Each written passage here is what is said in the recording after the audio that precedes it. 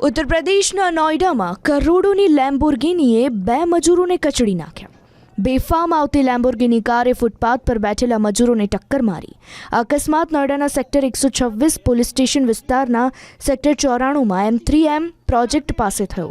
આમાં 2 કામદારો ગંભીર રીતે ઘાયલ થયા. તેમને તાત્કાલિક હોસ્પિટલ ખસેડાયા.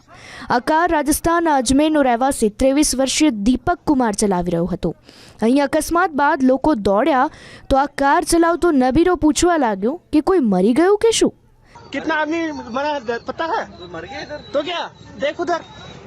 આ ઘટના બાદ તાત્કાલિક પોલીસ ઘટના સ્થળે દોડી આવી હતી. પોલીસનું કહેવું છે કે દીપક વાહનો ખરીદવા અને વેચવા માટે દલાલ તરીકે કામ કરે છે.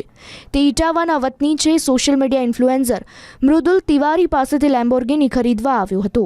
હાલમાં મૃદુલ નોઈડાની સુપરનોવા સોસાયટીમાં રહે છે. આ અકસ્માત ટેસ્ટ ડ્રાઈવ દરમિયાન થયો હતો.